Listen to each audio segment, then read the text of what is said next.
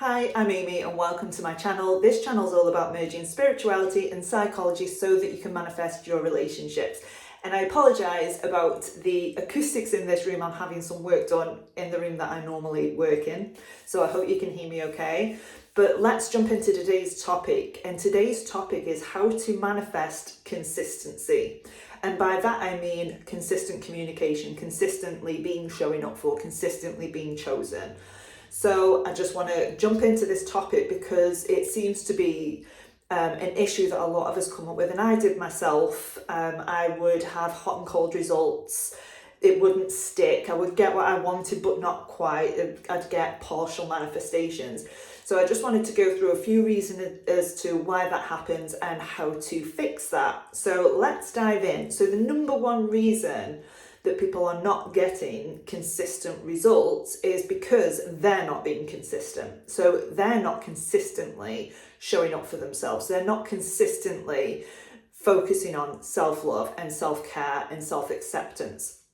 And if you're anything like me and you've been on a roller coaster with your person, or in different relationships, maybe the same story is repeated, but you're getting inconsistent results, then usually what happened, and certainly what happened with me, so again, as per, no judgment here at all, what would happen is I would focus on myself while he wasn't there.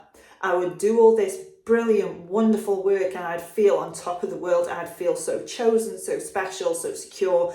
And then the minute he came back, that all went out of the window. And I would get sucked back into the relationship. I would hyper-focus so much on what he was doing, what he was thinking, why aren't I being included, why aren't I being chosen. I would sit and complain about it. I would sit and journal about how horrible he was and all the things he'd done, how much I resented him. And, I would go a step further. I would tell all my friends how terrible he was and, the attitude that he had. And I'm laughing because when I look back at that version of myself, I find her quite endearing. She didn't know. So that is the main reason that I come across that people are not getting consistent results. It's because they're not being consistent with themselves.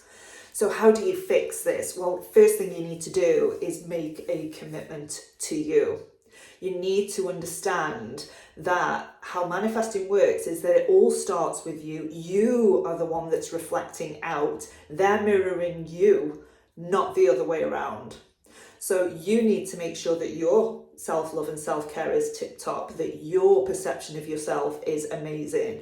And that will get reflected back. You don't have to do any affirmations for your person. You don't have to change which version they're showing up as, because the version they're showing up as is just a reflection of who you're being right now.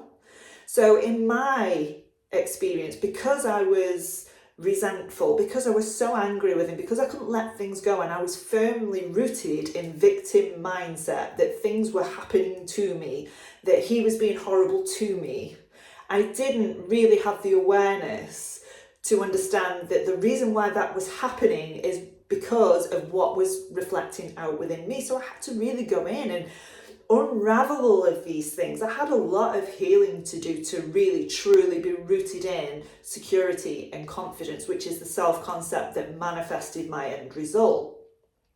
So make a commitment to yourself. No matter what, no matter how it ends up with your person, you need to make a commitment that you are going to be doing this work anyway, because you are doing it for you. Which brings me on to the second thing, which is you are only doing self-love and self-care. You are only working on your self-concept to get the result.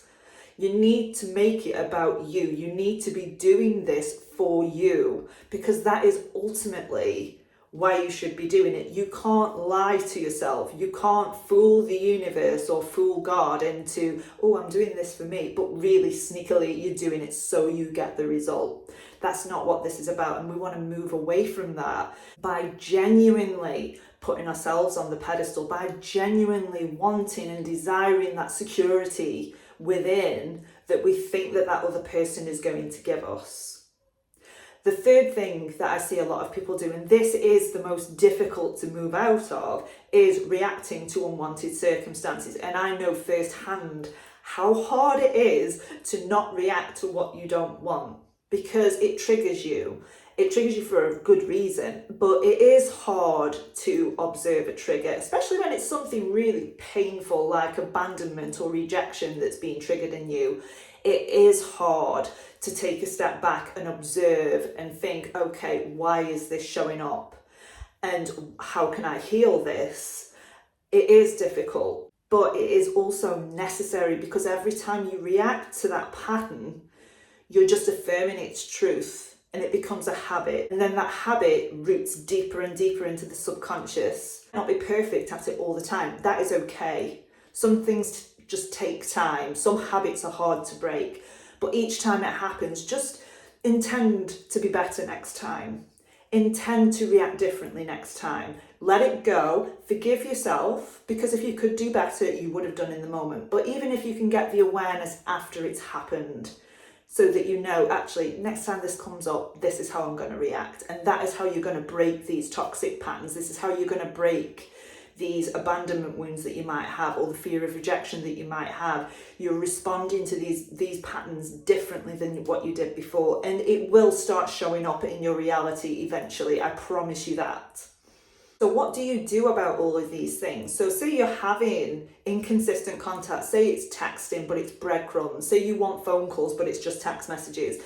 And maybe you are giving too much credence to what's going on. I certainly did. I was so focused on what I didn't want. I would say that I wanted phone calls and not text messages, but I would sit there and wait for a text. So I was just affirming what I didn't want until I could really move my attention away from text messages. And that doesn't mean that I ignored them. It doesn't mean that I would play games. I just gave it less energy. And I decided to put my energy to where I wanted it to go. And what that looked like was, who would I be if I was getting phone calls off my person? How would I feel differently? How would I show up in front of him if he was phoning me every day? And like, I would feel more connected, for example. I would feel more important. I would feel more prioritized. So you want to be funneling that energy into what you do want, whilst removing it from what you don't want. And I do understand that waiting for a text message sometimes it's unbearable.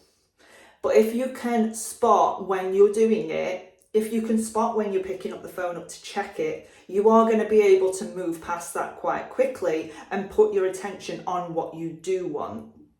In summary, be more consistent with yourself, putting more energy into what you do want, and trying your best to break these patterns that you've been stuck in for so long will manifest the consistency that you're looking for.